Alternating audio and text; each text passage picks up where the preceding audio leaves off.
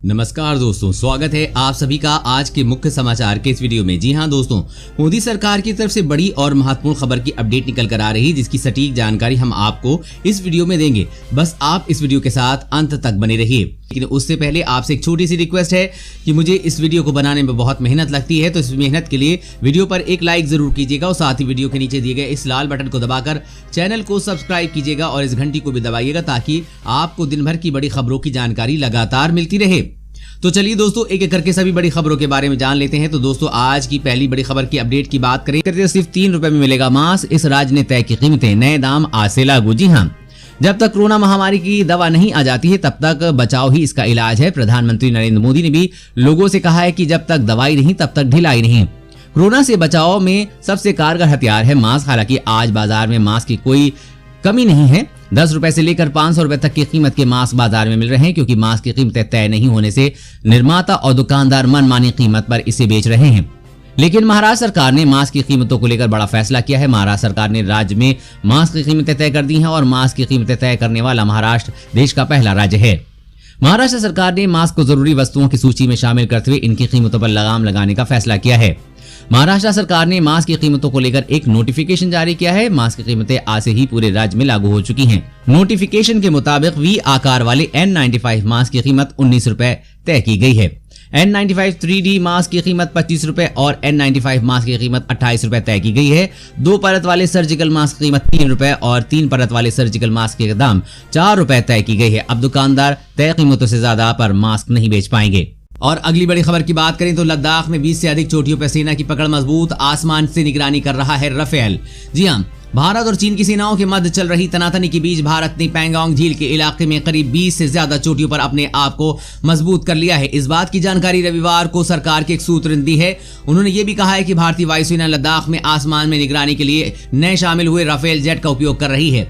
पिछले 3 हफ्तों में चीनी सैनिकों द्वारा उत्तेजक कार्रवाई के मद्देनजर लड़ाकू तत्परता दिखाने के उद्देश्य से ऐसा किया गया है। चीनी उत्तेजक कार्रवाई से हवाई फायर किए जाने की 3 घटनाएं भी शामिल हैं। वहीं सूत्रों ने बताया कि दोनों पक्ष एक और दौर की वार्ता करने जा रहे हैं। वार्ता में भारत टकराव वाले स्थानों से चीनी सैनिकों को पूर्ण रूप से हटाए जाने पर जोर देगा। वहीं भारत ने पैंगोंग झील के करीब टकराव वाले स्थानों के आसपास 20 से अधिक पर्वत चोटियों पर अपना वर्चस्व मजबूत कर लिया है, ताकि चीन की किसी भी हरकत का मुंहतोड़ जवाब दिया जा सके।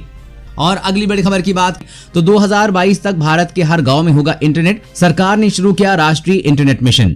जी हां, सरकार ने 2022 तक सभी गांवों को इंटरनेट पहुंच उपलब्ध कराने का वादा किया है। सरकार ने मंगलवार को महत्वाकांक्षी राष्ट्रीय इंटरनेट मिशन की शुरुआत की है। इस मिशन में सरकार आगामी वर्षों में 7 लाख करोड़ रुपए का निवेश करेगी। मिशन के तहत देश भर, विशेष रूप से ग्रामीण और दूर दराज क्षेत्रों में सार्वभौमिक और समानता के आधार पर इंटरनेट पहुंचाया जाएगा। इसके तहत 30 लाख किलोमीटर का अतिरिक्त ऑप्टिकल फाइबर केबल नेटवर्क बिछाया जाएगा। साथ ही 2024 तक टावर का घनत्व भी 0.42 से बढ़ाकर 1 टावर प्रति 1000 आबादी किया जाएगा। इसके तहत मोबाइल और इंटरनेट की सेवाओं की गुणवत्ता सुधारने का भी लक्ष्य है।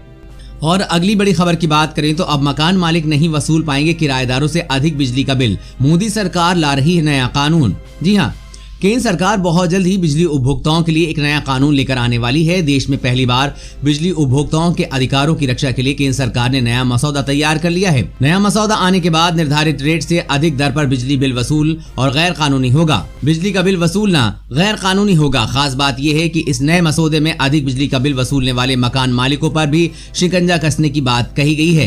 केंद्र सरकार के इस नए मसौदे के बाद ऐसे मकान मालिकों पर कार्रवाई हो सकेगी जो अपने किराएदारों से अधिक बिल वसूल रहे हैं। केंद्र सरकार ने जो मसौदा तैयार किया है उसके मुताबिक यदि कोई मकान मालिक सब मीटर लगाकर किराएदार को बिजली बेचता है तो उस पर भी सख्त कार्रवाई की जाएगी। यानी अब आपके कमरे में कोई भी मकान मालिक अलग से मीटर नहीं लगा सकता। केंद्र सरकार ने सभी राज्यों और केंद्र शासित प्रदेशों के विद्युत विनियामक आयोग को इस बारे में सख्त कदम उठाने को कहा है।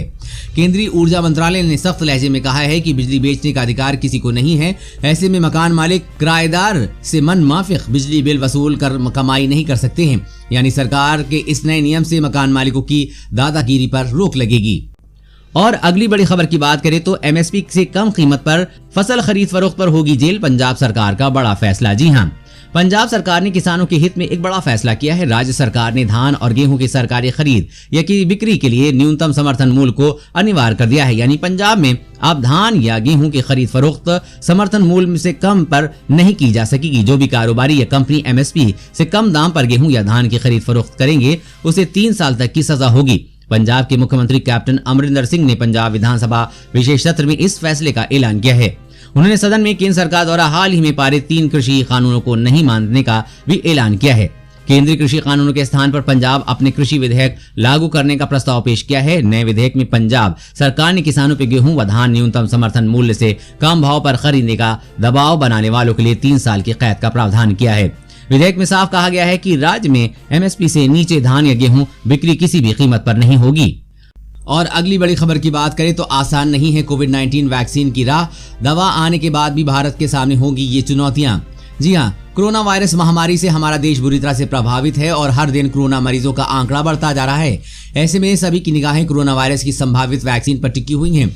दुनिया में कई देश और फार्मा कंपनियां कोरोना की वैक्सीन बनाने में जुटे हैं। भारत में भी कोरोना वैक्सीन बनाने की तैयारियां विभिन्न चरणों में है। हाल ही में केंद्रीय स्वास्थ्य मंत्री डॉक्टर हर्षवर्धन ने संसद को बताया कि कोरोना की वैक्सीन अगले साल की शुरुआत में उपलब्ध हो सकती है। हालांकि वैक्सीन आने के बाद उसका बड़े स्तर पर उत्पादन और उसे देश के विभिन्न इलाकों में लोगों तक पहुंचाना सरकार के लिए असल चुनौती रहेगी। दरअसल वैक्सीन के विकसित होने के बाद भारत सरकार के सामने सबसे बड़ी चुनौती इसकी लॉजिस्टिक ही रहेगी। और अगली बड़ी खबर की बात करें तो भारत चीन सीमा विवाद, लिपुलेख में एयर स्ट्रिप बना सकती है भारतीय वायुसेना। जी हां, भारतीय सीमा के पास चीन जिस तरह से अपनी सैन्य क्षमता बढ़ा रहा है उसे देखते हुए भारतीय सुरक्षा एजेंसियां पूरी तरह से सतर्क हैं। लद्दाख में चल रही तनातनी को देखते हुए लिपुलेख में भी कड़ी सुरक्षा व्यवस्था की गई है। इसी के मद्देनजर भारतीय वायुसेना के अधिकारियों की एक टीम ने सीमा का दौरा किया। अधिकारियों के इस दौरे से संभावना जताई जा रही है कि भारतीय वायुसेना काला पानी या लिपुलेख के पास एयर स्ट्रिप बना सकती है। चीन सीमा के निकट एयर स्ट्रिप बनने पर भारतीय सुरक्षा एजेंसियों के लिए चीन के साथ ही नेपाल सीमा पर नजर रखना और अधिक आसान होगा। और अगली बड़ी खबर की बात करें तो अब 53 करोड़ पशुओं को भी आधार नंबर देगी सरकार। जानिए इसके पीछे क्या है वजह। जी हां, देश में पशुओं को भी आधार नंबर देने का काम तेजी से चल रहा है। सरकार ने योजना का विस्तार करते हुए भेड़, बकरी और सुअरों को भी पशु आधार देना शुरू किया है, जिससे अब देश में 53.5 करोड़ पशुओं को 12 अंकों का आधार कार्ड मिलेगा। सरकार का कहना है कि इससे कई तरह के लाभ होंगे। पशुओं और रोगियों की पहचान सुनिश्चित होगी। 53.5 करोड़ पशुओं का आधार नंबर बन जाने के बाद भारत के पास पशुओं का सबसे बड़ा डेटाबेस होगा। इस डेटाबेस में पशुओं की नस्ल, दूध उत्पादन, कृत्रिम गर्भाधान, टीकाकरण और पोषण से जुड़ी जानकारियां होंगी। आपको बता दें कि पशुओं को मिलने वाले 12 अंकों के विशिष्ट पहचान संख्या का उपयोग राष्ट्रीय डेटाबेस में होगा। भारत सरकार पशुओं के वैज्ञानिक प्रजनन, रोगों के फैलाव को रोकने, दुग्ध उत्पादों का व्यापार बढ़ाने के उद्देश्य से 12 अंकों की विशिष्ट पहचान संख्या यानी पशु आधार कार्ड का उपयोग करेगी।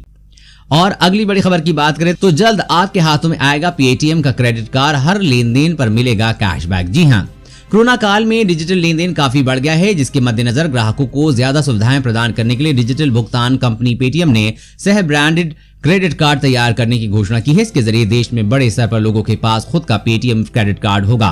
कंपनी ने अपने 1.5 साल में इनके 20 लाख ग्राहक बनाने का लक्ष्य रखा है। कंपनी ने कहा है कि पेटीएम की भुगतान प्रणाली में क्रेडिट कार्ड से भुगतान करने वालों को हर लेन देन पर वो कैशबैक देगी।